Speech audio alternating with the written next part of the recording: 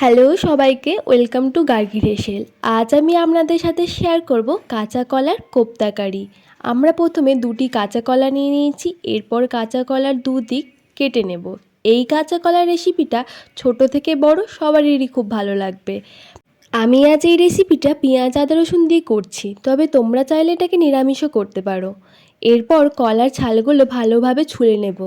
কলার ছালগুলো যাতে ভালোভাবে পরিষ্কার হয় সেদিকে খেয়াল রাখতে হবে, না হলে একটু কষ্টা কষ্টা ভাব লাগলে খেতে সেরকম ভালো লাগবে না।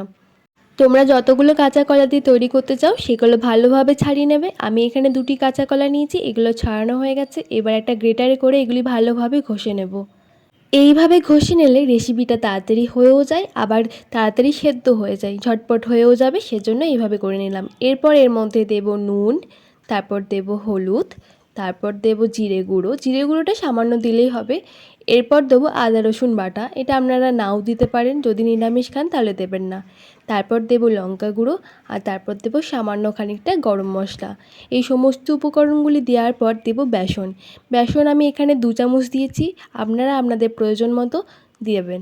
এবার এই সমস্ত উপকরণগুলি দিয়ে ভালোভাবে মেখে নেব, কিন্তু এখানে কোনো রকম জল দেওয়া চলবে না।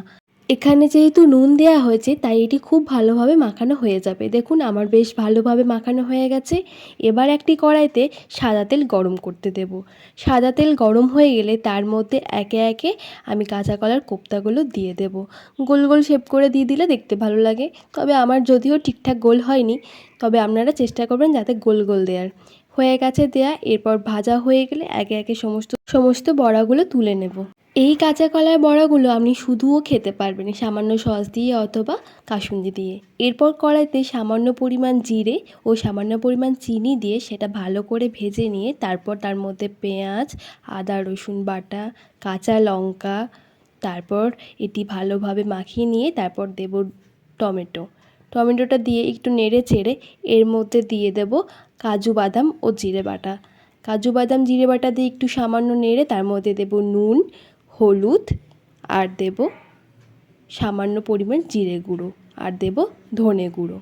এবার এই সমস্ত উপকরণগুলি একটু মিশিয়ে নিতে হবে। তারপর তার মধ্যে দেব কাশ্মীরি লঙ্কা গুঁড়ো। কাশ্মীরি লঙ্কা গুঁড়ো দিলে কালারটা ভালো আসে। এরপর এর মধ্যে জল দিয়ে তেল ছাড়লে তারপর আবারও জল মিশিয়ে দেব। জলটা ভালোভাবে ফুটে আসলে তার মধ্যে একে একে সমস্ত বড়াগুলি জলে দিয়ে দেব।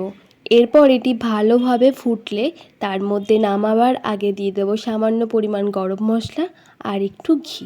বাস, আমাদের কাঁচা কলার কোপ্তা এবার রেডি। এবার গরম গরম ভাতের সাথে পরিবেশন করুন এই কাঁচা কলার কোপ্তা। এই কাঁচা কলার কোপ্তা কিন্তু বাচ্চা থেকে বড় সবারই খুব পছন্দের। ভিডিওটা যদি ভালো লাগে থাকে চ্যানেলটি সাবস্ক্রাইব করে অবশ্যই পাশে থাকবেন।